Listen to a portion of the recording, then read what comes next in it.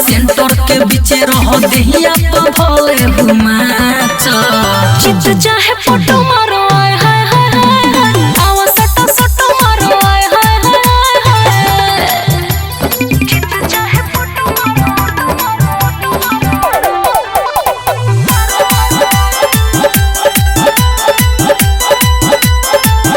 ले लो अंगूर होय चूस लो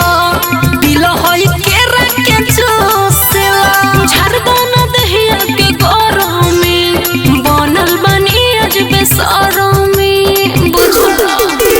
ले लो अंगूर होय चूस लो दिल होय केरा के चूस लो झरदाना दहिया के गरम में बनल बनी अजबे सरम में अरे आज के दिन याद करबू बेतानी दर्द तो सह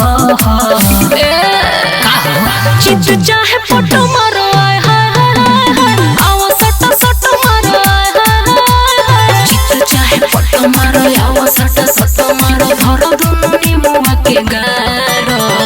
ऊपर या नीचे रहा हा हा हा जी सेंटर के बीच रहा हा हा जी डीजे विकास सुन रही है।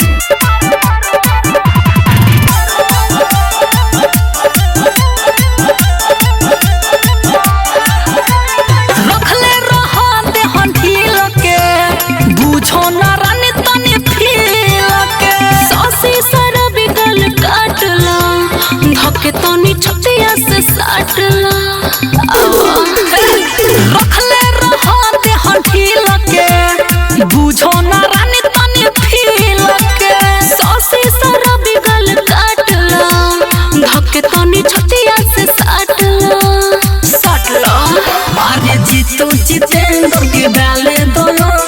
कैसन बुझाता तनी को